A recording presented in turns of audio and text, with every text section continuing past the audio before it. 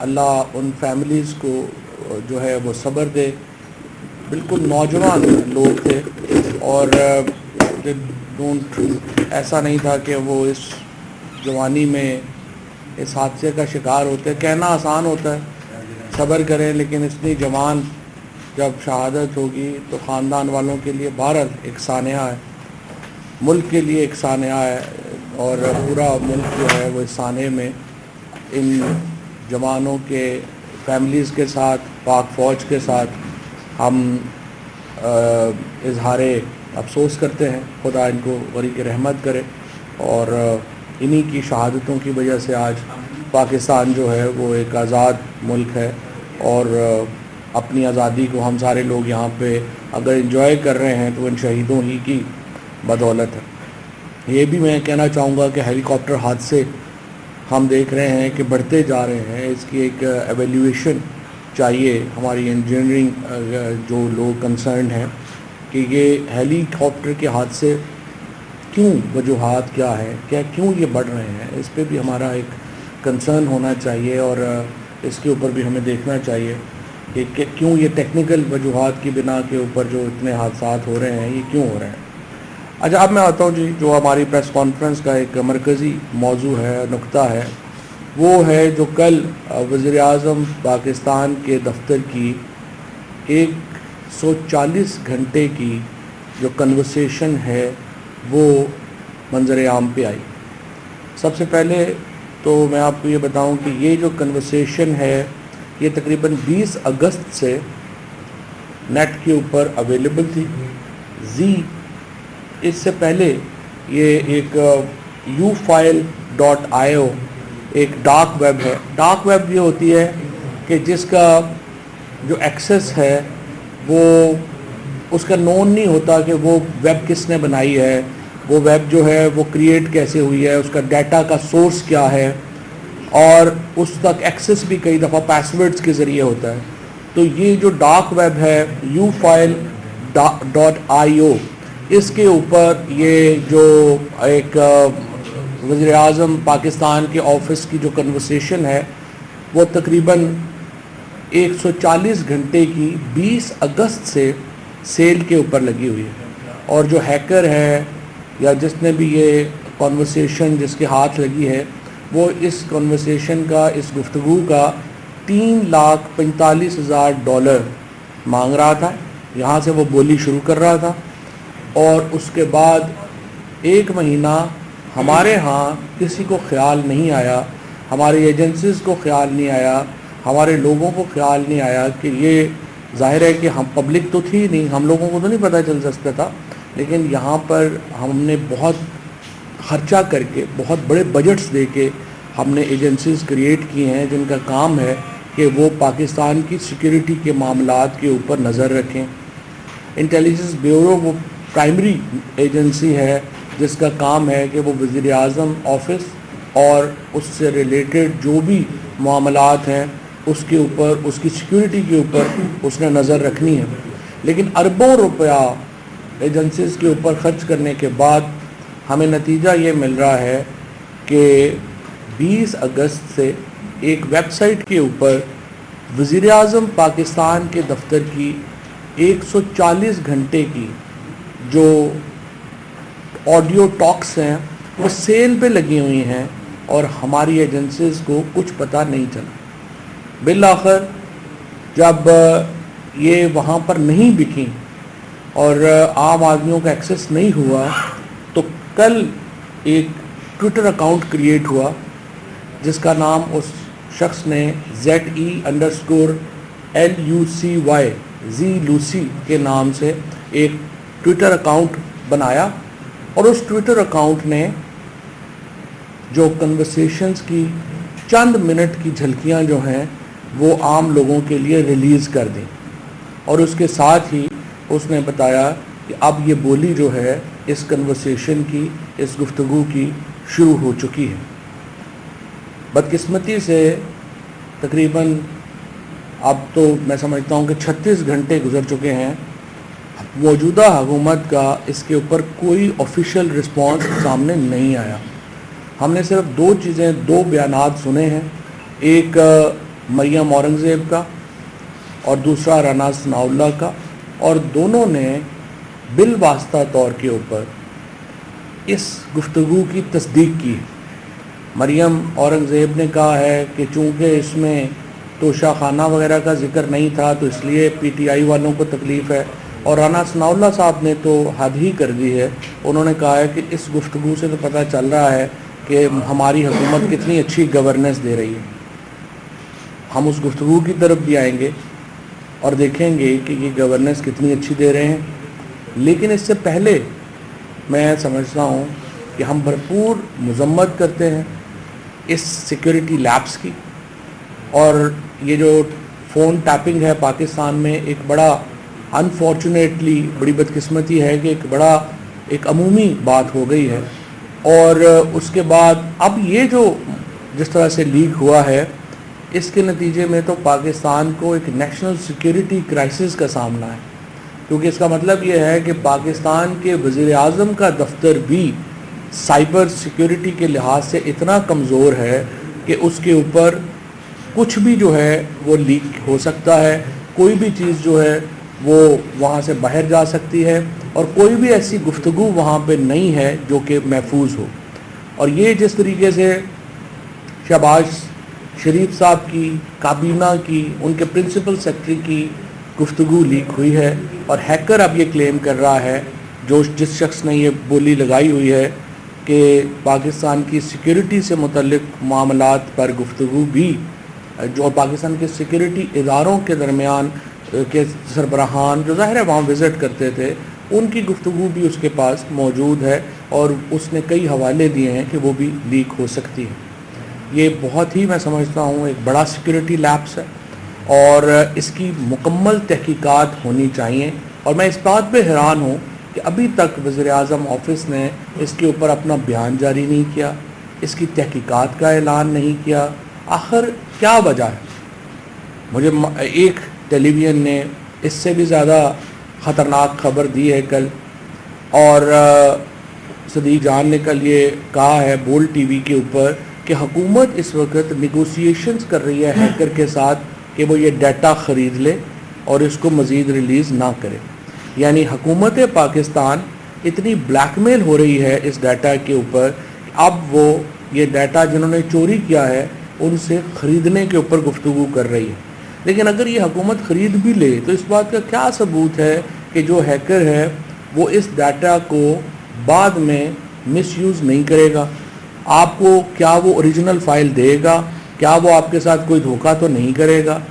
یہ تمام باتیں قطع نظر اس بات کے کہ آپ اس ڈیٹا کو خرید، اور شاید اس میں بہت ایسی گفتگو ہے جو کہ خوفزدہ ہے اس وقت وزیر اعظم اور ان کی کابینہ کہ کہیں وہ نکل نہ جائے، کہیں وہ چلی نہ جائے، جس کی وجہ سے وہ اس کو خریدنا چاہتے ہیں۔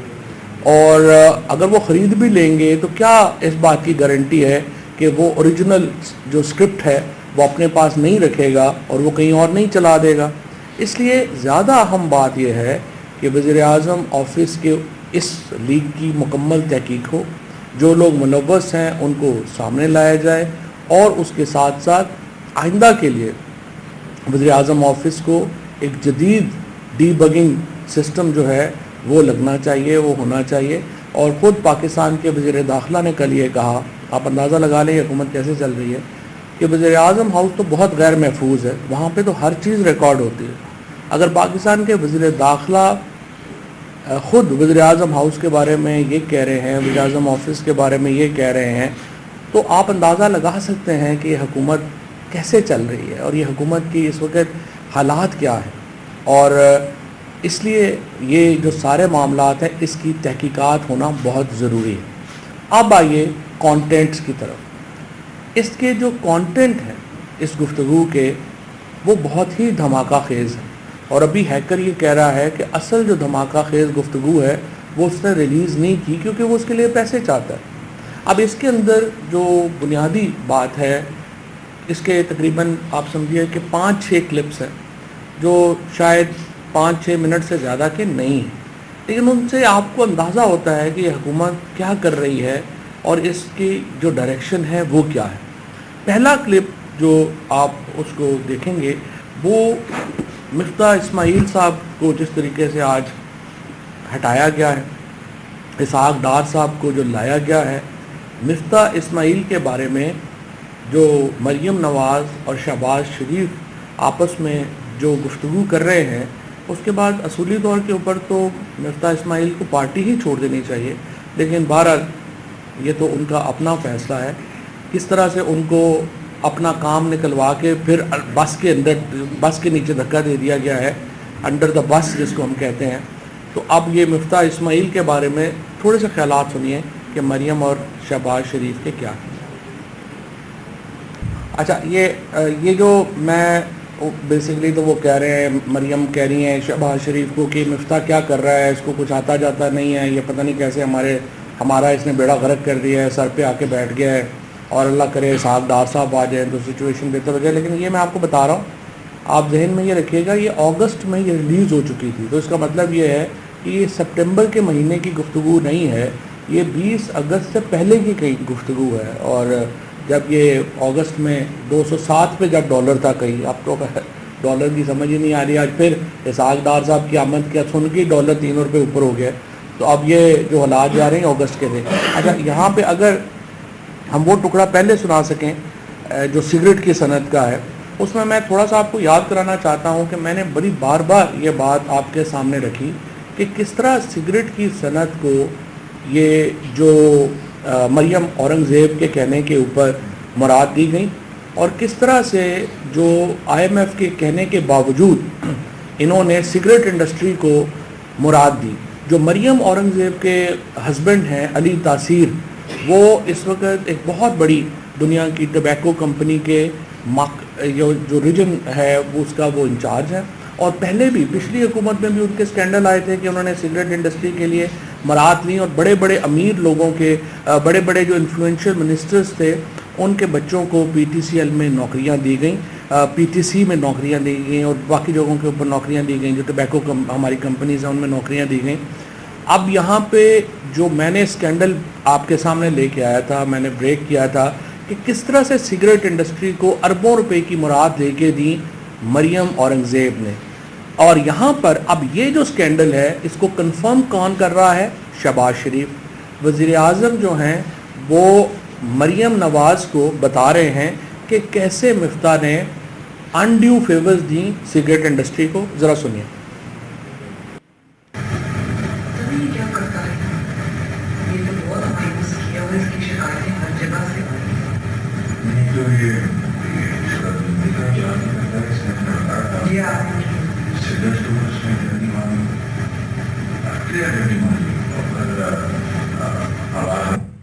سگریٹ پہ شہباز شریف کہہ رہے ہیں کہ سگریٹ IMF کے کہنے کے باوجود سگریٹ کو جو ہے وہ اس نے ڈنڈی ماری، اور کلیئر ڈنڈی ماری۔ شہباز شریف اپنے فائنانس منسٹر کے اوپر واضح طور کے اوپر اس کو چارج شیٹ کر رہے ہیں کہ سگریٹ کی انڈسٹری کو اس نے جو مراد دیں وہ ڈنڈی ماری تھی، اور کلیئر ڈنڈی ماری تھی، اور یہی وہ بات تھی جو اب سے عرصہ پہلے میں آپ کے سامنے لے کے آیا تھا کہ اس کے پیچھے لیکن مریم اورنگزیب تھی۔ مریم اورنگزیب کے جو ہسبینڈ تھے انہوں نے سگریٹ انڈسٹری کے لیے لابنگ کی، اور آج جو ہم نے ایلیگیشن لگایا تھا وہ کوئی اور کنفرم نہیں کر رہا، وہ خود شہباز شریف جو ہے وہ کنفرم اس کو کر رہے ہیں۔ اب اس سے آگے چلیے، اب آگے کیا ہو رہا ہے؟ آگے مریم نواز شہباز شریف صاحب سے یہ التجا کر رہی ہیں کہ کسی طریقے سے جو ان کا داماد ہیں راحیل منیر ان کا نام ہے، کہ انہوں نے ایک اپنی جو فیکٹری کا پلانٹ، آدھا پلانٹ جو ہے وہ پاکستان میں انہوں نے مینیج کر لیا ہے، آدھا پلانٹ انڈیا سے جو ہے وہ آنا ہے۔ اچھا، اب یاد رکھیے یہ وہی وقت تھا کہ جب بلاول بھٹو بھی اور مفتاح اسماعیل بھی اور حکومت بار بار آپ کے سامنے یہ لے کے آ رہی تھی کہ ہندوستان سے تجارت کھولنی چاہیے، اور ہندوستان سے اگر ہم تجارت نہیں کھولیں گے تو پتہ نہیں کیا ہو جائے گا، اور ہم تو لٹ گئے، مر گئے، برباد ہو گئے۔ اور ہم تحریک انصاف اس کی مخالفت کر رہی تھی کہ جب تک آپ کشمیریوں کے اوپر ایک کنسیشنز نہیں لیتے، آپ کیسے ہندوستان سے جو ہے وہ اس طرح تجارت جو ہے وہ کھول سکتے ہیں۔ لیکن اب ہمیں کہانی کا اصل رخ ہمیں پتہ چل رہا ہے جب ہمیں یہ احساس ہوا ہے کہ جو ہندوستان سے تجارت تھی اس کے پیچھے کہانی کیا تھی، ہندوستان سے پیچھے کیا کہانی تھی. پہلے ذرا مریم نواز اور شہباز شریف کا اپنے داماد کے اوپر یہ کلپ سنیں. ٹیسٹ کر لیں گے 3-4 مہینے بعد ڈال لیں, پھر فلیک آئے گا سر. چلیں اس کو پھر اس کو آن بورڈ لے کے اس کی بیوی کا ویسے بھی سرجری ہوئی ہوئی ہے تو وہ کوئی تھوڑا سا ریسٹ کر کے. ایک کام سر کل مجھے مریم صاحبہ نے واٹس ایپ کیا تھا, ہمارا تھوڑا سا چیٹ ہوا تھا, وہ بالکل نہیں کرنے کا سر, بہت فلیک آیا. کیا یہ جو ان کے داماد ہے نا سر راہیل, یہ کوئی وہ مجھے دیا گیس ان کا کیس دیا, آپ اس کو دیکھ لینا. سر میں بات سنیں نا اس کا طریقہ ہے نا, مجھے رات بات کی تھی. He's our son-in-law, very dear to her and rightly so. کر کے لاجیکلی آپ بیٹھ کے ان کو مل کے یا یہ ملنے کہ جی یہ ایشوز ہیں, یہ میرے خیال سے 2 کام ہوتا ہے سر. ایک ان کا گرینڈ اسٹیشن آدھا آ گیا ہوا انڈیا سے پلانٹ, وہی ہے نا, ایسا ہی ہے سر. ہاں, باقی آدھا رہ گیا ہوا ہے. سر ایشو یہ ہے کہ وہ پہلے جائے گا ECC میں, پھر آئے گا کیبنٹ میں. اب پرائم منسٹر کی عزیز فارمر پرائم منسٹر کی ڈائریکٹ فیملی کا انڈیا سے مشینری آنا آپٹکس کے لیے تو بڑا سر, آپٹکس نہیں, یہ بالکل گلے پڑ جائے گی بات. میں مانتا ہوں. تو اس کو آپ پہلے بتا دیں, پھر میں اسے خود بات کر لوں گا بڑے اچھے طریقے سے. جی ٹھیک ہے. تو آپ اندازہ لگائیں کہ ملک کا وزیر اعظم جو ہے وہ یہ کہہ رہا ہے کہ ڈائریکٹلی اس طرح سے کر لیں کہ انڈیا سے ڈائریکٹ جو ہے وہ نہ منگوائیں, کوئی تھرڈ کنٹری پہلے درمیان میں ڈال لیں, وہاں سے منگوا لیں. آپ نے خود ہی ایک پالیسی بنائی ہے, آپ خود ہی اس پالیسی کو وائلیٹ کرنے کے بہانے جو ہیں وہ بتا رہے ہیں. آپ کہہ رہے ہیں کہ میرے چونکہ مریم نواز کے داماد کا کیس جو ہے وہ آنا ہے, لہٰذا آپ اس طرح سے کر لیں کہ اس کو ہندوستان سے براہ راست نہ منگائیں, درمیان میں کوئی ملک ڈال کے اس سے بنا لیں. یعنی آپ سسٹم کو خود ہی چیٹ کر رہے ہیں. اب یہ کس طرح سے وزیر اعظم آرٹیکل 62 اور 63 پہ پورا اترتے ہیں؟ کیا ان کو آنیسٹ, امین اور صادق کہا جا سکتا ہے؟ کیا یہ وزیر اعظم جو ہے اور اس کی جو فیملی ہے, کیا اس کو آپ پاکستان کی یہ جو پالیسی میکنگ ہے وہ دے سکتے ہیں, جو اتنا میں سمجھتا ہوں کہ آپ سمجھیے کہ اس کا ذہنی حالت یہ ہو کہ وہ اپنی ہی بنائی ہوئی پالیسی کو اپنے رشتہ داروں کے لیے بتا رہا ہے کہ کیسے آپ اس کو مس یوز کر سکتے ہیں. ہندوستان سے تجارت پہ پابندی ہے, کوئی بات نہیں, آپ پہلے کسی اور ملک کو ڈالیں. اچھا, اور مریم نواز آگے سے یہ کہہ رہی ہے کہ نہیں اس پہ فریٹ بڑا زیادہ پڑ جائے گا, آپ وہ بھی نہ کریں. آپ اس سے اس فیملی کی ذہنی حالت کا اندازہ لگا لیں, آپ اس فیملی کی جو معاملات ہیں ان کا اندازہ لگا لیں. اچھا, اور اس کے بعد آپ آگے آئیے. اب آگے اس میں جو میڈیا مینجمنٹ ہے, ہمارا بڑا افسوسناک پہلو جو اس میں سامنے آیا ہے سارا, وہ آیا ہے کہ کیسے جو ہے ہم نے دیکھا ہے کہ جو نیوز بیورو چیفز ہیں, جو مالکان ہیں, وہ کس طرح سے اس حکومت کو باقاعدہ ان کے ساتھ سازشوں میں شریک ہیں. ہم نے دیکھا ہے کس طرح سے فارمل میڈیا, کس طریقے سے اس کے جو کی لوگ ہیں ان کو انگیج کیا گیا, ان کو اپنے مفادات کے لیے استعمال کیا گیا, اور کس طرح سے ان کے لیے ان کے اوپر جو ہے وہ نوازشات کی ایک بارش جو ہے وہ جاری ہے. اور اسی لیے فارمل میڈیا تیزی سے اپنی اہمیت جو ہے وہ کھوتا جا رہا ہے, اور اس کی بنیادی وجہ یہ جو ہمارے ورکنگ جرنلسٹ ہے وہ نہیں ہے. ہمارا ورکنگ جرنلسٹ جو اتنی محنت کرتا ہے, سارا دن وہ نیوز کور کرتا ہے, جاتا ہے, اور جب وہ اپنے آرگنائزیشن میں جاتا ہے تو اس کو پتہ چلتا ہے کہ اس کی آرگنائزیشن کا جو کنٹرول ہے وہ تو کسی اور کے ہاتھ میں ہے, اور وہاں پر خبریں لگوائی جاتی ہیں اور کل کی جاتی ہیں. اور مریم نواز یہی اصول بتا رہی ہیں کہ شہباز شریف کو کہ راہیل منیر ان کے لیے کتنا زبردست کام کر رہے ہیں, وہ بھی ذرا سنیں.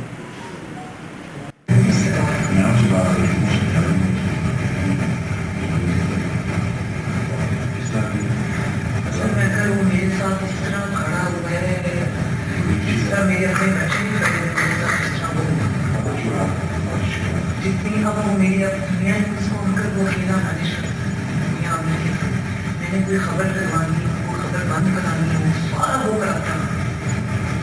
میں اس کی بڑی آسان ہوں کہ میں اس کا ادا کر سکوں. चीज के अंदर मेरे साथ खड़ा होते हैं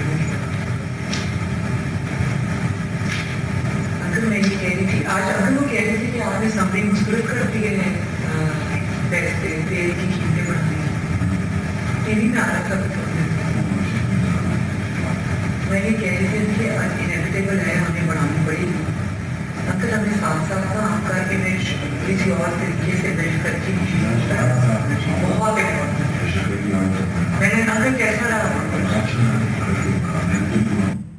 जी, मैंने कोई ख़बर लगवानी हो या रुकवानी हो, ये सारा राहील मेरे लिए मैनेज कर रहा है और कहाँ पे मैनेज कर रहा है वो भी पता ही है। तो ये खिदमात हैं जो कि मरियम नवाज़ राहील मुनीर के ज़रिए अपने दामाद के ज़रिए ले रही थी, और ये फ़ायदा है जो मरियम नवाज़ अपने दामाद को अपने चचा के ज़रिए देना चाह रही थी कि हिंदुस्तान से डायरेक्ट यहाँ पे जो है वो चीज़ जो है वो ले आए। उसके बाद दूसरा आपने सुना, अपने अभी हाल ही में आपने ट्वीट्स देखी मरियम नवाज़ की, जहाँ पे वो तेल की कीमत बढ़ने के ऊपर बड़ी सीखपा है और वो मिफ्ता को और सबको सुना रही हैं कि तेल की कीमत क्यों बढ़ रही है। लेकिन जब वो अपने चचा से बात कर रही हैं तो वो कहती हैं कि मैंने सुना है कि आपने तेल की कीमत में इजाफे की समरी जो है उसको मुस्तरद कर दिया है, तो ये दुरुस्त नहीं है। तेल की कीमत में तो लाजमन इजाफा करना चाहिए और इसके अलावा तो कोई हल ही नहीं है।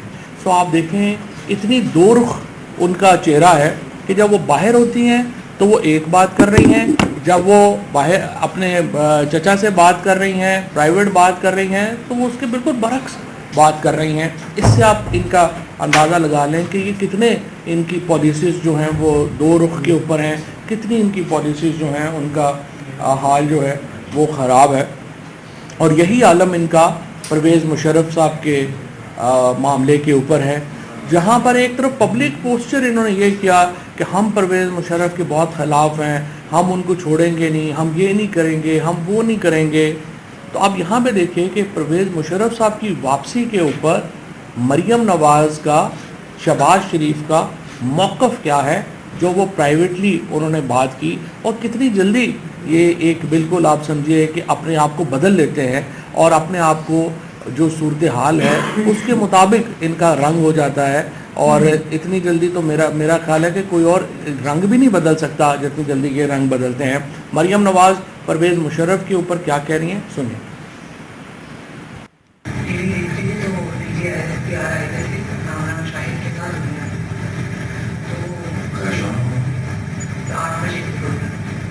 मैंने देखा कह रहा है कि मुशर्रफ को वापस आना चाहिए, अगर वो आना चाहे, उनकी फैमिली में आना चाहे तो सेलिब्रेट करें।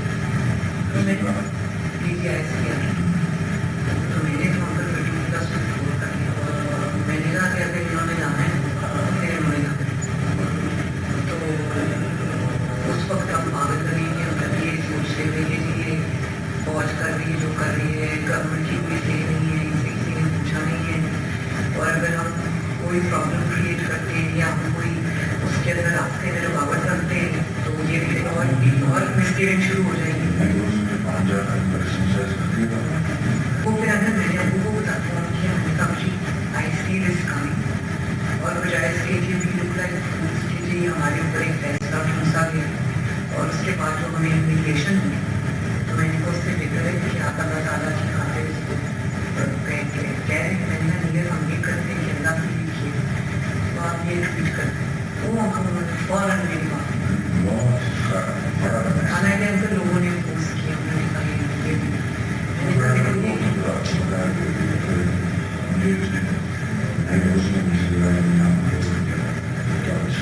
ना कोई दूसरा एलानिया बोल रहा था, मैंने आपको फॉरवर्ड किया, कहते हैं कि अगर मुशर्रफ को लाने का फैसला आप नहीं करेंगे तो जिसने करना उसने करना वही करेंगे। ये आज हमारा सेनेट में बोला क्योंकि आज इस पर बहस होती है। तो मैंने आपको 2-3 स्क्रीनशॉट्स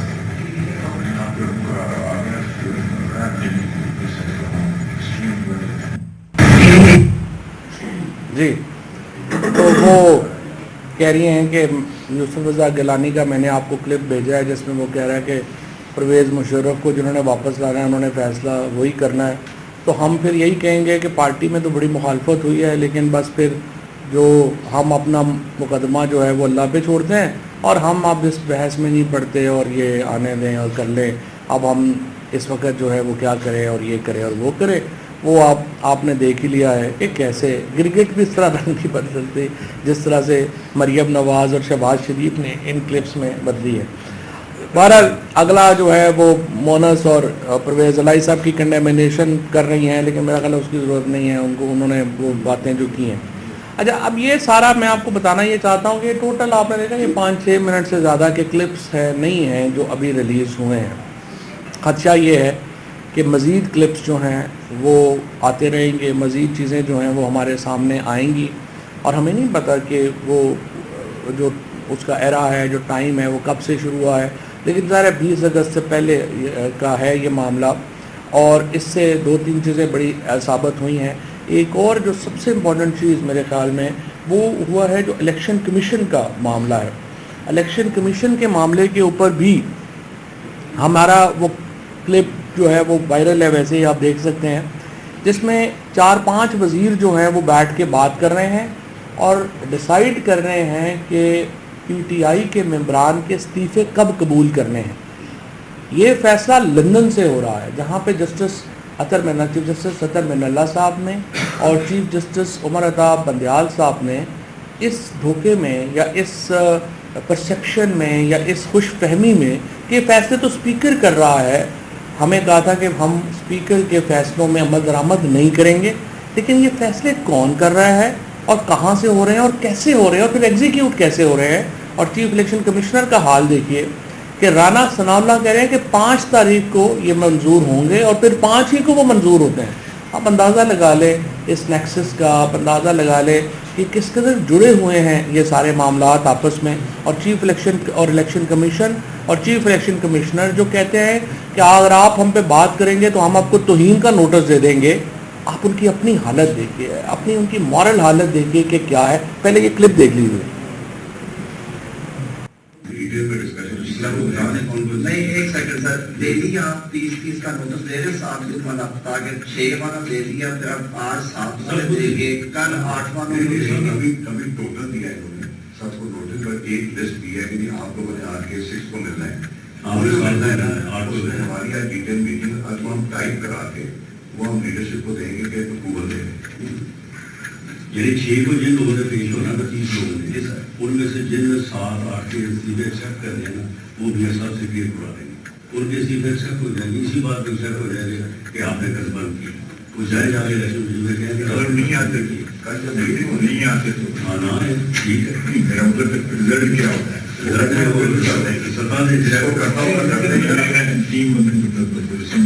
اس کے بعد کیا ہوگا سر, وہ بلائیں گے, اگر وہ نہیں آتے وہ کہیں گے آج اس کے سگنیچر ٹھیک ہے, ادروائز اس کو نہیں کرنا, جس کے سگنیچر ٹھیک نہیں تھے یا اس میں 6 تاریخ کے بعد جو ہے وہ ڈسکریشن جو ہے ہمارے ہاتھ میں آئیے گا, پاس رکھیے.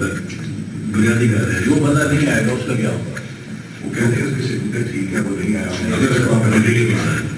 میرا نام اگر ایک بندے کو آپ نے فارغ کرنا ہے جی, he doesn't show up, what will you say? Notice expire ہو گیا, نہیں آیا, ہم نے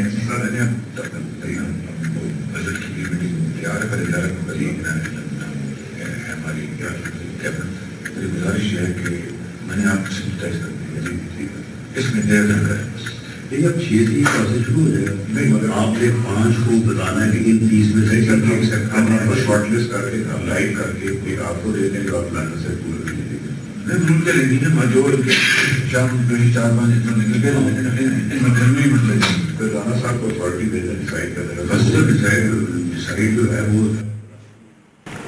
تو رانا صاحب کو اتھارٹی دے دیں کہ وہ ڈیسائیڈ کر لیں کہ کب کس کے کتنے استعفے جو ہیں وہ منظور ہونے. اس کے بعد چیف الیکشن کمشنر کو کہا جاتا ہے کہ 5 تاریخ کو آپ نے استعفے قبول کرنے ہیں اور 5 کو استعفے قبول ہو جاتے ہیں. اور لندن سے نواز شریف جو ہے یہ حتمی فیصلہ کر رہے ہیں کہ کس کے استعفے قبول ہونے ہیں, کس کے استعفے قبول نہیں ہونے ہیں. اور وہ کہہ رہے ہیں, خواجہ آصف فرما رہے ہیں کہ 6 کے بعد تو اب پھر ہماری ڈسکریشن ہو جائے گی کہ کس کس کا استعفیٰ قبول کرنا ہے, کس کس کا استعفیٰ قبول نہیں کرنا ہے. اس طرح سے آپ اندازہ لگا لیں کہ ملک کا سسٹم کیسے چل رہا ہے. پاکستان کی سیاست آئین کے کتنے قریب چل رہی ہے, پاکستان کی اسمبلیاں آئین کے کتنے قریب چل رہی ہیں, پاکستان کا نظام آئین کے کتنے قریب چل رہا ہے. اور مجھے امید ہے چیف جسٹس پاکستان جن کے پاس اس وقت یہ کیس پینڈنگ ہے وہ اس کا نوٹس لیں گے اور ان معاملات کے اوپر ایک تھورو جو فیصلہ ہے وہ ان کا ہمارے سامنے آئے گا. ہم خود بھی یہ جو آڈیوز ہیں یہ پلیس کر رہے ہیں سپریم کورٹ کے ریکارڈ کے اوپر تاکہ سپریم کورٹ اس معاملے میں یہ فیصلہ جو ہے وہ کر سکے. اب میں صرف یہ کہنا چاہتا ہوں اس کی مکمل تحقیقات ہونی چاہیے, ایک انڈیپینڈنٹ جو انویسٹیگیشن ہے وہ اس میں لانچ ہونی چاہیے. نمبر 2 یہ حکومت کا آفیشیل اس کے اوپر بیان جو ہے وہ آنا چاہیے. نمبر 3 وزیر اعظم کے خلاف کارروائی ہونی چاہیے جو انہوں نے مریم نواز کے کہنے کے اوپر ان کے داماد کی جو مشینری کو فیسیلیٹیٹ کرنے کی کوشش کی اور ہدایات جاری کی, اس کے اوپر وزیر اعظم کے خلاف جو ہے وہ نیب کا نیا ریفرنس جو ہے وہ آنا چاہیے. اس کے ساتھ ساتھ جو 4 یہ جو وزراء ہیں جنہوں نے پارلیمنٹ کی پروسیڈنگز میں مداخلت کی, اسپیکر کو میں کہتا ہوں کہ اگر آپ میں تھوڑی سی بھی غیرت ہے تو ان 5 کو پریویلیج میں طلب کریں اور 5 کے 5 کو پریویلیج کمیٹی جو ہے وہ ٹرائی کرے. میں یہ سمجھتا ہوں کہ پاکستان میں جو موجودہ حکومت ہے اس کے کئی جو انتہائی جو میں سمجھتا ہوں کہ ایک ڈارک سائڈز ہیں جو ان کے ایک سیاہ دبا ہے پاکستان کے اوپر, اس میں ایک اور اضافہ ہے اور یہ پاکستان کے عوام کے لیے ایک اور اندوناک سانحہ ہے جو کہ ان ٹیپس کی صورت میں رونما ہوا. Thank you. ڈاکٹر صاحب یہ بتا دیں کہ طلال چودھری کی مریم کی اور ان کی ساری گفتگو دیکھی جائے تو وہ بظاہر اداروں کے اوپر ذمہ داری ڈال رہے ہیں کہ یہ ٹیپ ہوئی, حالانکہ یہ ٹیپ نہیں ہوئی, یہ تو پورے کا پورا سسٹم ہیک ہوا ہے. کیا کہیں گے, اب کہا جا رہا ہے کس نے ٹیپ کی, ٹیپ میں اور ہیک میں بڑا فرق ہے. نہیں ٹیپ ہوا ہے, لیکن بات یہ ہے کہ یہ دیکھیں نا, یہ میں تو نہیں کہہ سکتا کہ یہ کیا ہوا ہے, اسی لیے تو میں کہہ رہا ہوں کہ یہ تو انکوائری ہونی چاہیے. یہ ایک ٹیکنیکل جو ہے وہ لوگ ہیں وہ بتا سکتے ہیں کہ انکوائری جو ہے وہ اس کو کیسے کنڈکٹ کرنا ہے, کس نے کرنی ہے. لیکن بہرحال اس میں جب تفصیلی انکوائری ہوگی تو ہمیں پتہ چلے گا کیا ہوا. واجد صاحب یہ خدشہ ظاہر کیا جا رہا ہے کہ پاکستان تحریک انصاف کی بھی کچھ آڈیو لیکس ڈال کر پڑی ہوئی ہیں, کیا آپ لوگ ان کے ساتھ نیگوسیشن کر رہے ہیں؟ ہمیں کوئی خدشہ نہیں ہے, ہماری آ جائے, ہمارے میں کیا ہوں. Thank you.